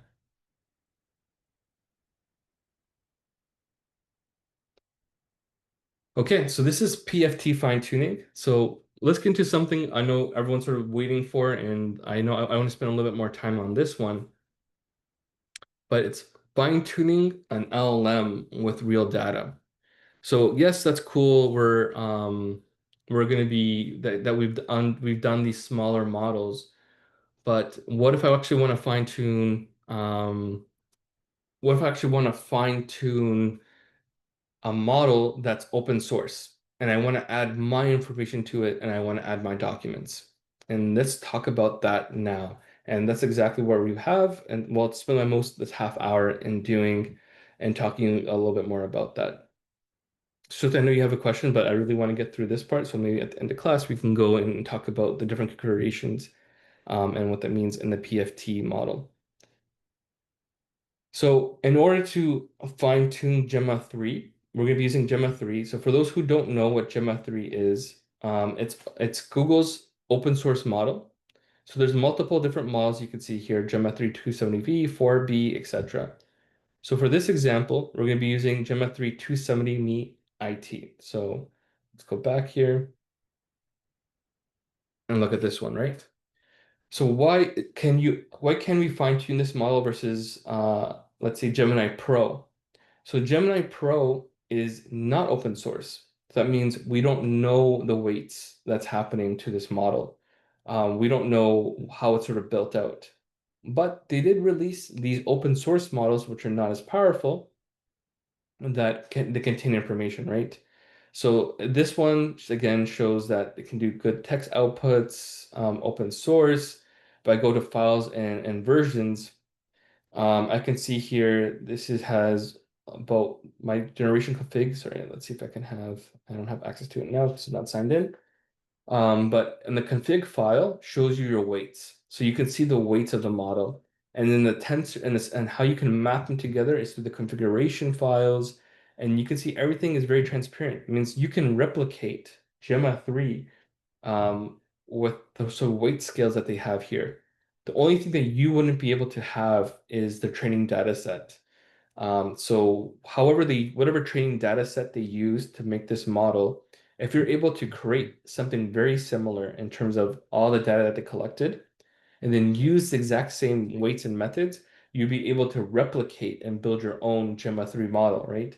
But again, the whole point of what makes an LLM smarter than the other LLMs, again, is your training data set. And this is why Llama, Google, OpenAI scraped all the internet. Gemini is known to be better because they have all the information from Facebook. Um, and then these other providers then scrape the internet as well, scrape Reddit, and they're scraping all these different areas because the whole point of it is the more data you have, the more clean data that you have, the smarter the model you have, right? So it's not only enough to have your information in here, but you need to have a good data set. But what the difference between having something like this is all that data that's been trained on is already inserted in here. So you don't have to go and find a data set and add that to this model. These open source models already have all the knowledge built in. You just don't have the training data set. But a workaround around this is doing what Mistrial did to OpenAI, which is you have this model and then you do something called student and teacher, in which you can have your smaller LLM ask this LLM questions. How would you do math? How do you do science? How do you do this? And have the other LLM talk to you how it does things, how it works, and its logic, so that you can build your own data set based off this clean logic from this new LLM, and then train your data set on this, right? So that's what Mistrial did to GPT-4o. They grabbed all the data sets that they have. They made a teacher and student model in which they extracted all the information from GPT-4o, and then they used this to create their new Mistrial, and at a fraction of a price they did for GPT-4o, right? So that's what people are doing in order to and sort of bypass this. So it's a really cut and throat game right now. But that disrupted the whole market because I'm not sure if you guys heard the news. Was it because they were able to do something at a fraction of the price and a fraction of the size of GPT-4o, meanwhile getting the same answers as close as a high accuracy as GPT-4o, then saying, whoa, that means you don't need to have billions and trillions of data anymore. You just need to have something that's already curated and give you good information. So how do we load these model in? So I'm going to use something called Onslaught. And those who are unfamiliar with Onslaught, think of it as a way to load and quantize your models coming in. So again, we know these models are large. So what we want to do is quantize, make it smaller. You want to compress. So there's packages like Onslaught that helps you to compress these models into something smaller so you don't have to use as much GPU. You don't have to use all your CPU. These packages are out there to help you make it faster for fine tuning and using these models rather than if you were just to fine tune it yourself. you would have to use the whole model and then be a lot more. So our first step is to use unsloth to install as our first part. So we know it's installing, so that's a good question. How do we figure out if the data set is not clean slash good enough or if the model's not tuned enough? That's a good question. So it goes back to Shyla, when you fine tune your model and your learning rate, remember we need the learning rate to be a smooth line. Remember in 1DB we had our training data set and we saw it was learning was on a curve. If your model is on a straight line all across, that means your model is doing really good and learning your data set and be able to learn from it. But if your data set and you put it in there and you're seeing it's going up and down and it's going down, down, down really fast, that means your model stopped learning really fast and it's now like regurgitating garbage. And then when you ask your model questions, it's not going to be give you coherent responses. It's not going to be able to be as smart or reason through multiple different things you see. So it's definitely very important to watch your metrics when you fine tune these models, which we'll go through today. Okay, so from Unsloth, we're going to import fast language model, which is going to help us quantize our model, make it smaller. And we need Torch because Torch is how we use our GPU that we get Google Colab gives for free. So we call our model from Unsloth, the Gemma 3.275 IT model. We're importing the fast language model that's going to help us use to compress it. So the rest of this stuff is basically the same. You don't need to adjust this. This will always be what we're doing. But again, we're not doing full fine tuning. So I don't want it to do it. So I put it false. We're only going to be adjusting a little bit. Load in 4-bit. So there's different ways you can compress a model. You can do it 4-bit, 8-bit, 16 bits of quantization, but we're not going to do that because the model is not that big. It's only like 1.5 gigs, so we don't need to quantize it. But if we're loading in a 70B parameter model, that's could be close to almost 80 gigs or 90 gigs. If your graphics card doesn't have 80 gigs, you don't have 100 gigs on your graphics card, you can't fine tune it. You're not even able to load it on your computer. And these are 70B models. Now imagine the 400B models and how much space you would need. You definitely need terabytes of virtual hardware space. And just to give you an idea, I think I think this is the one they have here. If you go on the Pro version, you can have the A100 GPU, but that takes a lot of resources. And if you go look up A100 GPU cost, an A100 only has 40 gigs of memory. And that 40 gigs of memory, it costs you around $10,000 to $12,000 in order to have something as big. So if you're trying to load in 70B model, which has 80 gigs of model memory, you need to have two A100 cards to be able to even load the model on your computer. That means you're spending a lot of money. Of course, there are smaller graphics cards that you can use and use, but the NVIDIA A100 is sort of the top of the premium price that you would use in order to make a model, do fast inference, be able to understand it. So you're looking at spending $24,000 simply loading a huge, like a 70B LLM model into your computer. Then you still need more memory and RAM and more GPU in order to start fine-tuning it. So therefore, you need another 40 gigs of space to do it. So you're looking and estimating another parts. So this is why you need to sort of have that quantization. You need to be able to say, well, I don't want to spend that much money. I don't need 40 gigs of that model. Let's quantize it. So if you have a 7 dB model and you quantize it down to 4-bit, you can get it being from 80 gigs to something's even down to 6 or 5 gigs, in which a normal NVIDIA graphics card could be able to hold and support. So what's the downfall of having something that's 4-bit, 16-bit as you're compressing these models? What you do in compression is you actually remove layers from these models. So the more layers you remove from a model, let's say the last top three, when you go into 60-bit, let's say you remove three of them. When you go down to 8-bit, you remove four of them. And you go down to 4-bit, you remove eight of them. So what do you think happens? your model becomes dumber. As you remove these models, you're sacrificing performance of the model to use it to be more compressed and be able to use. So you have to be very careful of when you need to quantize a model, and depending on what needs to be done. An example of this is, let's say you want something that's able to work in your company data. Then you don't need to train a 70B model to be that. You can use a small language model that's only 4 or 5 gigs, then train that model on your company data, and it'll just be even better than just a large language model because what you needed to do is you don't need it to know the world. You needed to know your company data. It needs to understand everything that you have. It doesn't need to know why this version of this model is not compatible with this other version. It doesn't matter. What it wants to know is your company data. And if you're fine-tuning a smaller model with that, that's all you need. You don't need to go these high reasoning models or high language models simply because of that, for that reason. All right, so now that we have this, let's load it in. So I'm not quantizing it. Gemma, we see here that the Gemma 1.5 model is only 1.5 gigs. So we're not going to go and do that. So right now, Onslaught is helping, has a little moose thing will happen, but it's trying to adjust my settings as well in my Google Colab so that I can do even fine tuning faster. So that's why I really like Onslaught in terms of loading in data to do adjustments.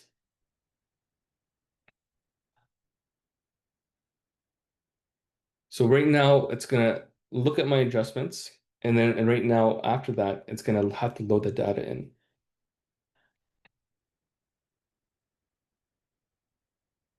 Okay, so a lot of things happening right now. So I'll walk you through a couple of things. So now it's saying, okay, it's going to use the latest Onslaught for this happening. We're going to use Gemma. And because we're using Gemma, Onslaught has a package for Gemma to make it fast inference. Talks about what transformer model it's going to be using. We're using a Tesla T4, which we have because we chose it from our Google Colab that's free. It's using our T4 area. We only have one GPU, which is fine. We don't need more GPUs. We only have 15 gigs of data in our Google Colab, which is fine. We're going to be using this torch function in order to offload our GPU here and our different CUDA functions here as well.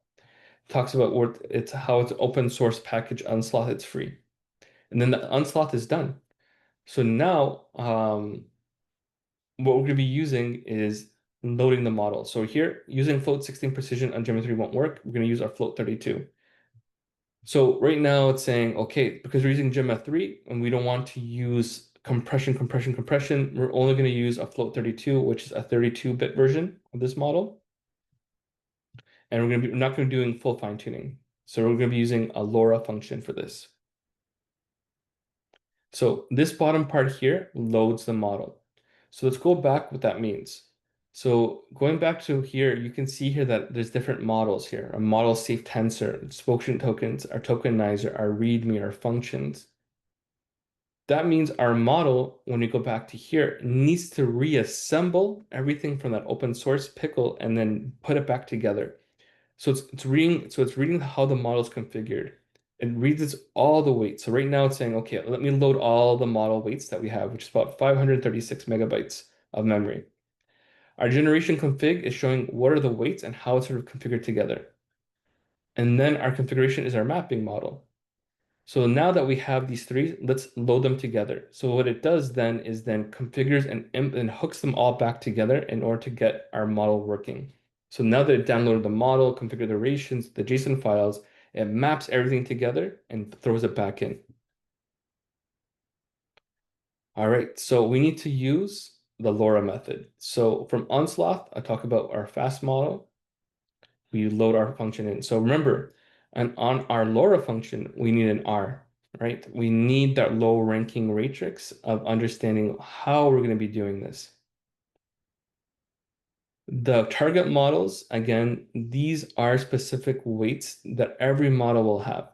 So we need to target only those specific weight matrices in our models that they're having here. So again, I don't expect you guys to remember this, But when you typically just do a LoRa method, these are the target modules in an LLM that your LoRa model will function for. So we're going to use onslaught to check our information. So again, just like the other function that we saw before, you can change parameters in your LoRa to get better results or to do more functions. So here you have LoRa alpha, you can have a dropout rate, you can do biases, and random state is to make sure that you can always reproduce your functions again. And that's the whole point of that part.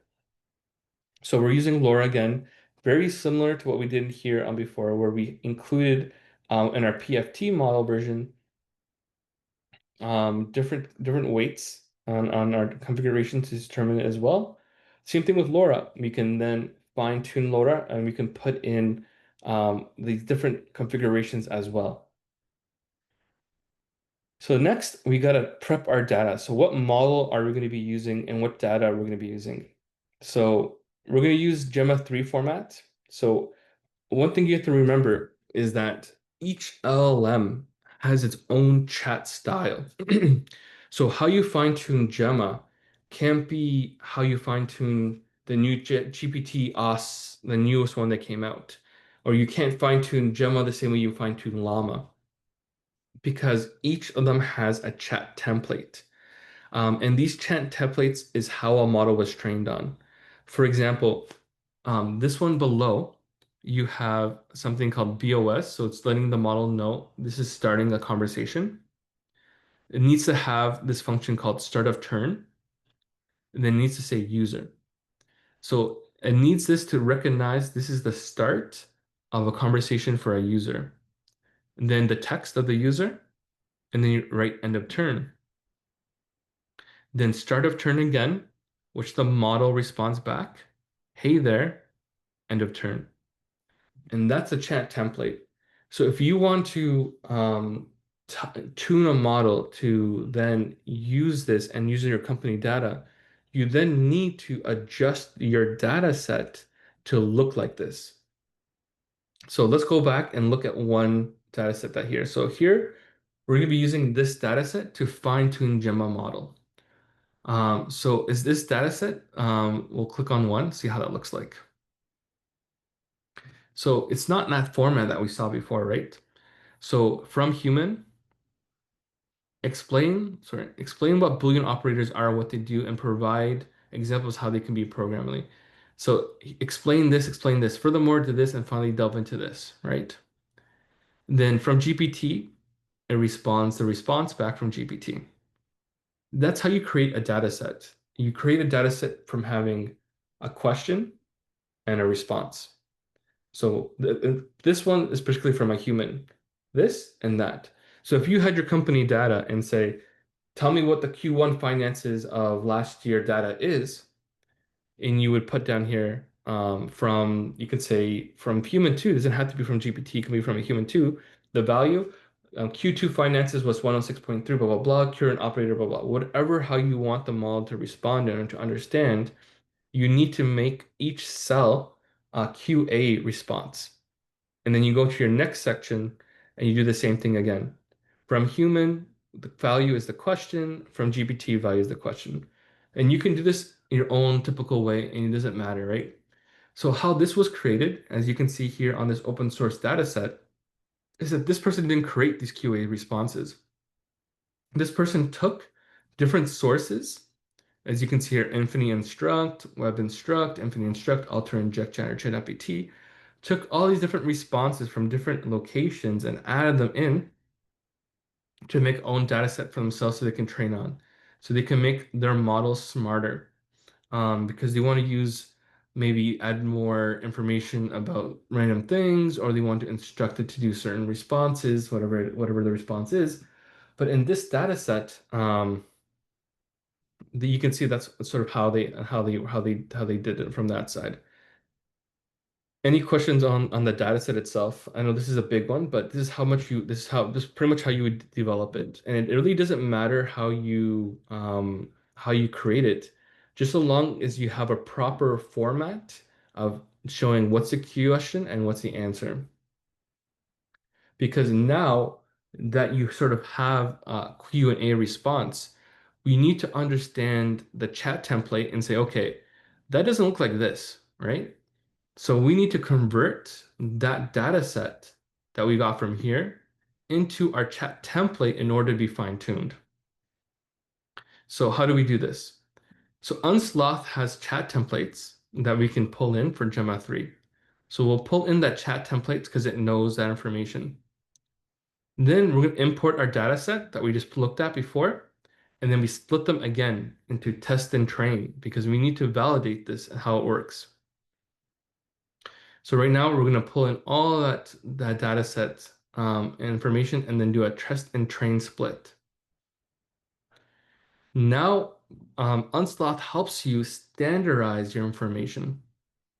So you don't have to go in there and create a custom function to then convert this function of hello start a user to what we saw from what we saw here. Unslocked actually helps you convert it. So we can then run the function, standardize my function. So it's going to go through our training set that we split off and then convert that during that training data set into a way that we need to have it used like. So if we run section 100, it converts it now into the area that we need.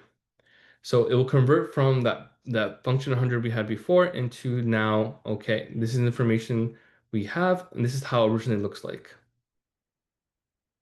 So then we map it now.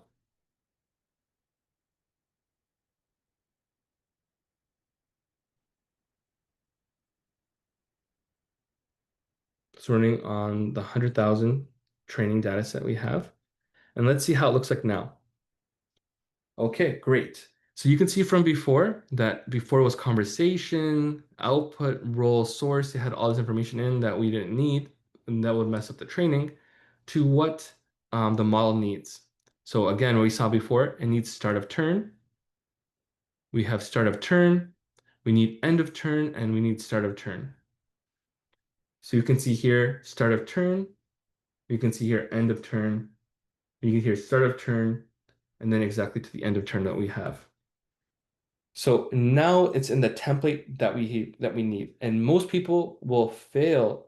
What I've noticed, I've come into different companies is saying, Luis, I can't fine tune my model. I've tried this, I've tried that. Why can't we get this working? And it comes back to this, your data set, and you need to put it in to the proper format, proper chat template. And this is a big mistake I've seen a lot of people do in companies is that they don't know that each model needs to be in a specific format. So this might work for Gemma, remember, but if you're using a Llama, this won't work. You need to have different instruction sets for Llama. You need to have a different instruction set for Databricks open model source. You need a different template for these different areas. There are general templates, but again, why risk it with something open source? You're spending lots of money, your own time of doing something like this. Do it right. Look for the right template and convert your data set so your model can understand what's happening. Okay, so then we have a 10 batch size, and then we'll load it off. So week one, what we talked about before, we can then decide what we're doing. We're going to do batch sizes, warm-up steps. Um, I'm not going to do any epics this time because due to time, but usually you can put this to 10, 20, 30 to see better results, and then we can run our batch size. So again, this is our trainer model. We're going to train our model to see how well it's working. And we go from that size from here. So it depends on how well our compute is doing right now. Let's see, it's tokenizing, see if we can get good speeds today. Usually when you have free stuff from Google, it depends on how many people are using our resources and how fast you can get it. But if you have if you have a strong enough and fast enough computer, you'd be able to have that dedicated to yourself. So it looks like it's going pretty good. Probably probably 30 seconds, 40 seconds more to start the training set. Meanwhile, this is loading. let's say you don't want to have responses, questions coming in. So you don't want, let's say you don't want the model to look at the leading questions and you want the model to be only trained on responses only. What do you have to do for that? And does that actually help your model to understand it? And yes, some people have done tests where they've done questions and answers and they get, let's say, 70% accuracy on the responses. And they then remove the question part and only leave the answer, and the model increased accuracy to 85%. And some people don't understand a little bit why. And again, this is why these models are so a little bit black boxes, because now what you can sort of theorize it into a hypothesis saying that maybe because the cues to the responses are so restrictive that if someone doesn't have something very similar or doesn't ask in the exact same way that the question comes out, it could possibly that the model is not mapping the right response to the user's response.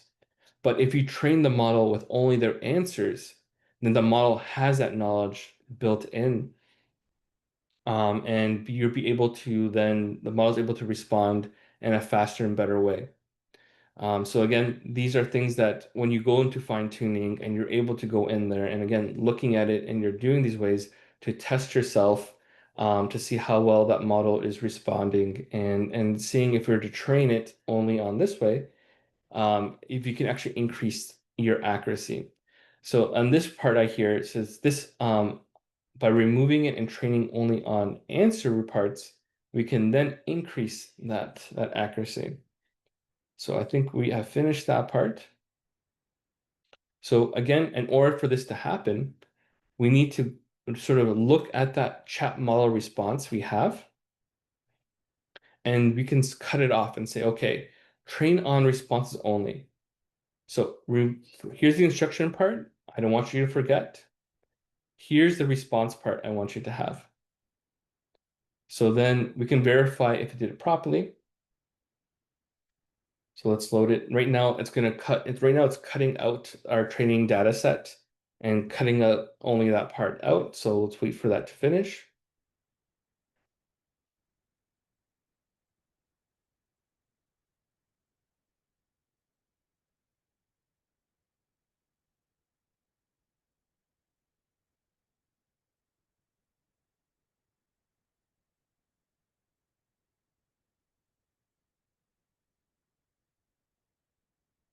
Okay. So this was the original one, but before.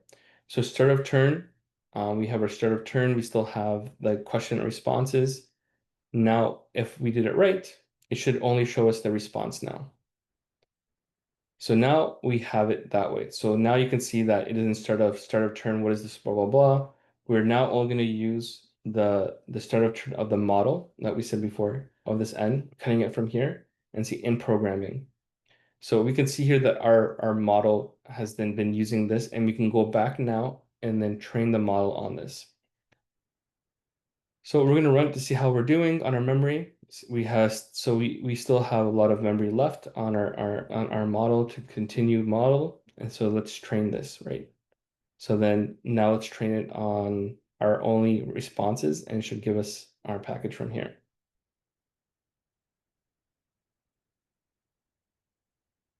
So it's going to ask me for 1 dB. That's good because again, we want to check how we're doing this is. We'll copy it from here that we have are located already in our Google Colabs.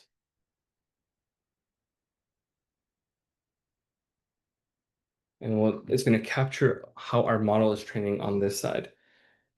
So again, very similar to what we had before, we're grabbing our data set. We're using an open source model. We're adding in the data we want to have. And then it's going to go through the different epochs and then start training our model based off this. So due to time, I know we're hitting our time. And this is going to start to run. Our Epic 1, Epic 2, Epic 3. Right now it's getting everything running, it's getting everything ready, and then it's going to start tracking our run that we have. So when that finishes, you have your final model. So it'll show you how long it took you for training, the minutes used for training, the number of memory it used, etc. So now that you have your model, I think this one's be fairly quickly. I think I put very low weights for it to start. I'll just wait 30 seconds. But here we're actually here, guys. So again, I think this would be the major point of this week of course 102 is how do you fine tune a model to have the responses you're looking for and have the things you're looking for. And this exactly is the notebook for you. This is a notebook that teaches you how to grab that how to grab and create your data sets and put it in, use the proper chat template, adjust the configuration, and run that fine-tuned model. And this is where I say the main meat and butter of this course is to understand what this does, what this means, understanding how that all looks like, and how it's done. So again, I'll show you the final code of what it used, 1.1 minutes for training, only use this information and use that part, right? So then you can run your test and train. And then what you can do now is run the difference of if you were to ask a question to your original model versus using your model, do you actually see a difference in how it's able to respond? And do you see it being able to answer that question and to the way that you asked it and asked it for, right? So again, you can see here it's going to respond now with new responses that we talked about before. It's going to respond with that text that we fine-tuned it with. So now we know that our model is working. So again, how do you save this? Yes, you did a bunch of work. Yes, you spent hundreds of hours, or you spent 2 hours fine-tuning this. You put in Google Colab, and guess what? Google Colab will erase it. So what do? Go back to Hugging Face, push the model to your Hugging Face account, save it, and then when you want to use it, all you can do is now just call it from your Hugging Face account and just run inference on it. So again, um, this is what I would say, do this, understand this a bit more. But yeah, you can use the same way to use this on the latest Chat GPT model, the new GPT OS S20B model. You can use the same thing on these different types of models as well, right? But this is how you fine tune a model, and this is pretty much what people pay people hundreds and thousands of 20,000, 30,000, $40,000 for is this knowledge set of how can you grab data and tune a large language model to include that data inside. So hopefully today's course was very jam-packed. Only it's 2 hours. Usually this is like a workshop of 8 hours a day, which could take the whole entire course. But there's so many different things I want to talk to you about, MCP servers, how to do proper RAG configurations, how to do this on production, that I probably only knocked it down to two. But again, the main takeaway I want everyone to have, and now you have these notebooks, is learn how to fine tune these models, build your own data sets, and then use that to tune your own model from there.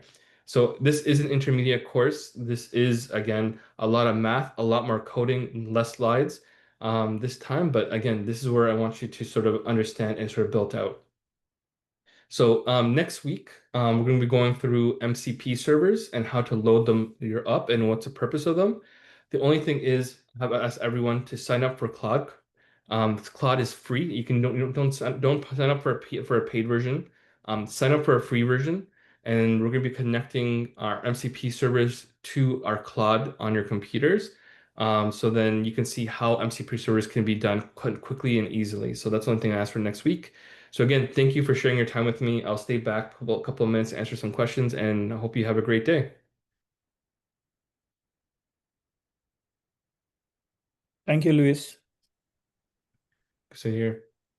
Hey, everyone, Thank you, everyone. Yeah. before you guys drop off, this Wednesday, Louis is not available. So just wanted to check with you guys if you are okay on joining on on Thursday at 7 p.m.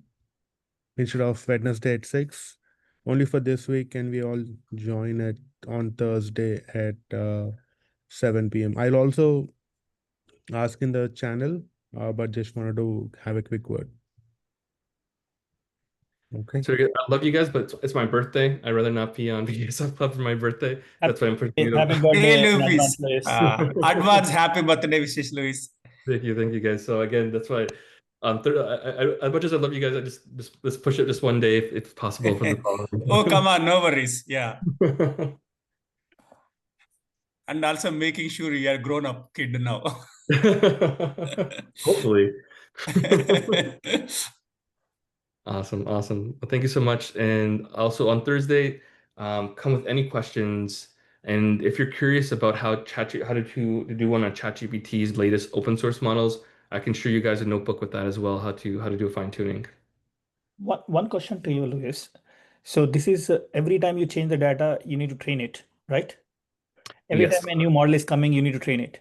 correct. So these many models, these many things are coming in. Can companies scale to these requirements? I mean, other than these top five companies, can they scale? I mean, the cost involved in training and making sure that it's up to the sync mark. Every time a new model is there, I need to inject my model, I mean, my data to be trained, right?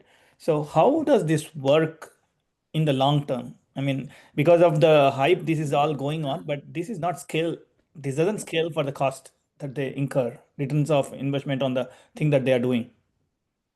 Yes, so there's two ways of looking at this. One is how much data needs to be injected and why. If you're doing a lot of if you know something's going to be constantly updated every 3 months, it doesn't make sense to fine tune. You should be using a RAG. You should be using something that can inject context to your LLM, so it can understand a bit more. But if you're doing something that does classification, so going back to you need to classify a these documents need to be classified to fraud or not fraud.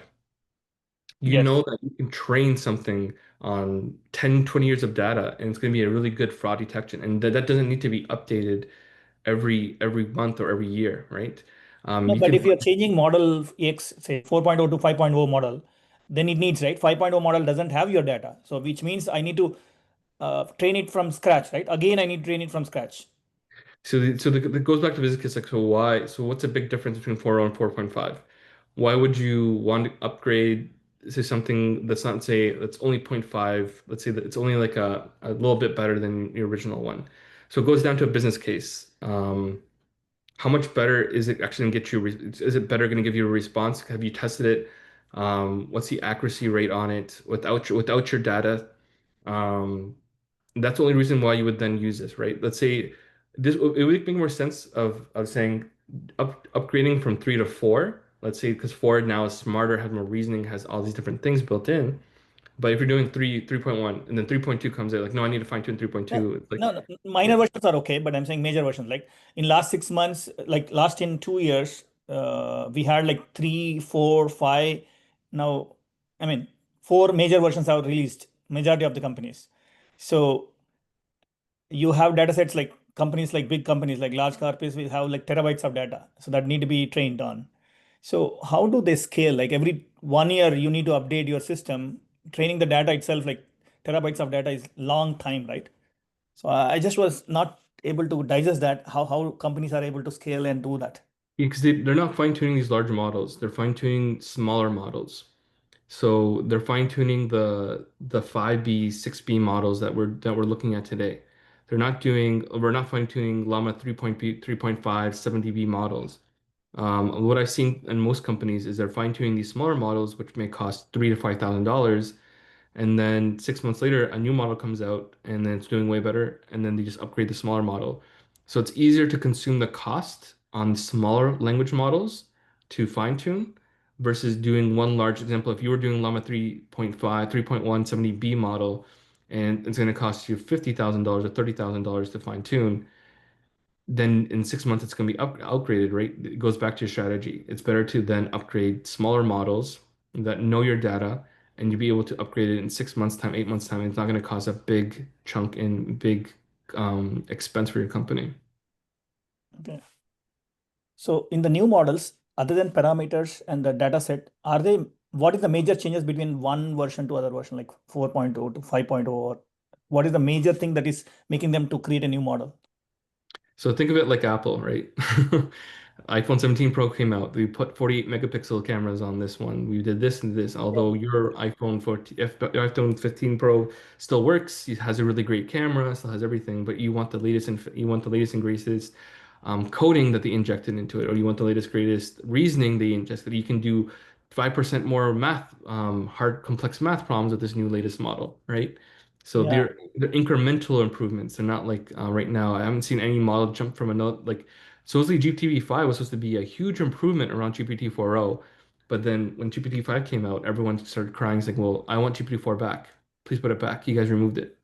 So um, it's very subjective, and each of these companies trying to hype each other up in terms of LLM, right? So So it looks like one needs to balance out between the selection of uh, a model which has like a lot of parameters versus the one which is a smaller model, but you want to train. So you kind of have to see how the results are coming out and then pick your thing, right? exactly. So you would look at small language model metrics and say, okay, which one's actually the smartest one out there right now? So I think I've seen 5.4. Microsoft's small language model has achieved a very high accuracy in terms of mathematics, reasoning, coding, everything like that. And then you would use that to be as your base fine-tuning model, right? Versus another one. And again, these small models are doing a specific job, right? If I'm an e-commerce, I would not use the mathematical model. I would be using something else, right?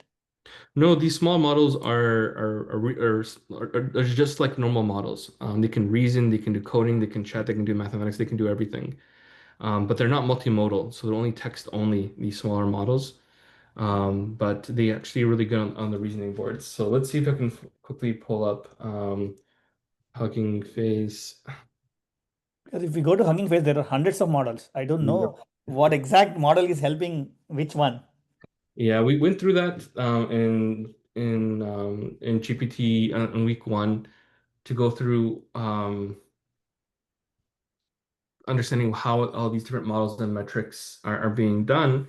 But you can look at something called a leaderboard, which is called a leaderboard in terms of how it's working on math, functions, physics, etc. And what's the average and the average size of each one. So right now you can see here that Quinn 72B Instruct is sort of um, that's the best open source so far in terms of an average compared to all the different functionalities. MLU Pro is what ChatGPT uses the most. I'm saying who's the smartest in terms of mathematical overall reasoning. So the MLU Pro is information from medicine, law, engineering, mathematics. So an overall reasoning model. And you can see this model has scored the highest in that evaluation.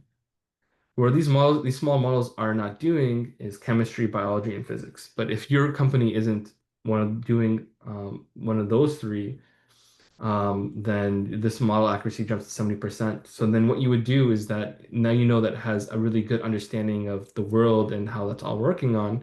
You can then use this model, fine tune it with your own company data, and you can see how it's going to use its reasoning of the world plus your company data that way. So there's a bunch of these leaderboards out there, and you can look at and see how these smaller models would look like, and go from there as well. Thank you. Okay, everyone. Thank you so much for joining me, and I'll see you guys on Thursday. Bye. Bye for now. Enjoy your birthday. Thank you. Thank you.